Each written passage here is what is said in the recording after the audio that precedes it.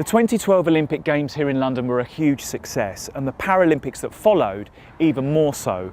But what the Paralympic Games did was continue to push the perception that people with body diversity can do amazing things.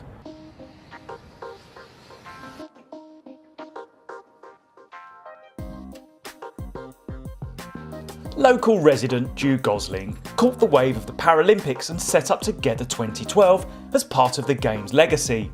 It included a disability arts, film and human rights festival which now runs annually. Not only is Ju a commentator on disability and LGBT rights, she is also an acclaimed artist and a webmaster, a multimedia storyteller who works mainly with digital lens-based media, but also with performance, text and sound, and as well as dance.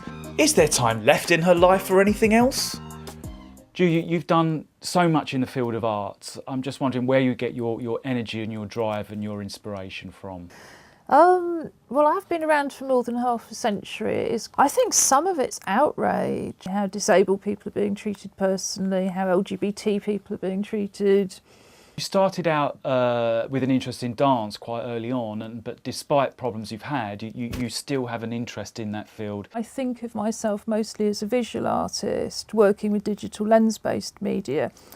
And I also now run a wheelchair dance company and do the occasional piece of contemporary dance, but actually if you look at traditional dance, the movement patterns underneath are the same all over the world. It doesn't matter what they're wearing or what the music sounds like or what they're doing with their arms and legs, they're actually essentially making the same movements. But we don't move our bodies in any way, we just move our wheelchairs. I like to come along where people see things in black and white and go, yes, but, and really problematise those certainties. And I think that's probably what we're doing with the dance project Folk in Motion as well. You know, we're taking everybody's ideas of what dance is and who can dance and just turning all that on its head. I'd just like to go through some of your artistic projects. Maybe you would like to elaborate a bit more on some of your favourite works.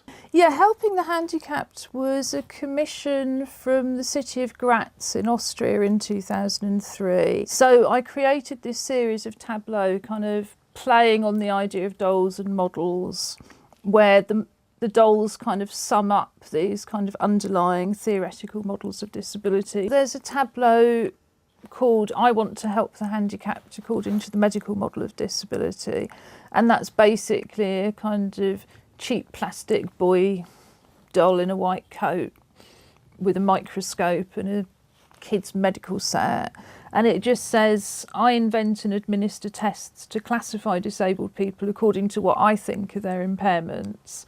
Then I carry out experiments to try to make them more like me. If I fail, I try to identify and kill them before they're born. There seems to be science mixed up with medicine here, and in fact it's not doctors who are carrying out medical research, it's not those people who are inventing tests. So I was then offered a residency at the National Institute of Medical Research in about 2006-07, and that was funded by the Wellcome Trust to have a look at how society uses science to define what's normal. So Men in White Coats, that was very much looking at the power of the symbolism of the white coat, and I really wanted to interrogate that. So at its most simple, it's just a series of white lab coats with different words on in blood red that we assign. So things like expert, God, specimen collector. And it's also riffing on that kind of sense of men in white coats coming to carry you away, which for a lot of people with mental health difficulties in particular is a very real fear. So the Memory Jar collection is an installation of 90 jars. Each jar has a photograph in it which is numbered. You can look on the website at the catalogue and you can discover when I took that photograph and who it's of. And it's basically just a body part, you know, so a close-up of a foot, or it might be close-up of teeth or an eye or an ear, and some kind of story attached to it. They were made specifically for the Royal College of Surgeons Hunterian Museum, although they have since been shown in the Czech Republic. And it was in response to the Crystal Gallery in the Hunterian Museum, which is this 18th century collection of animal and human body parts. And of course it was phenomenally important at the time in a society that didn't allow autopsies, you know, had all sorts of bizarre ideas about how the body worked. But there's also something very much around, particularly as so many of these things are, you know, quote, abnormal people, you know, specimens coming from disabled people, that there's no sense of, you know, who that person was. I don't think Ju's work could be put in what we might term normal artistic category. What it does do, though, is create debate. It generates controversy. It's certainly got a strong opinion. A bit like her, really. I think art can only ever come from who you are, and hopefully it's a different way of seeing, that it's showing the rest of the world a different way of seeing.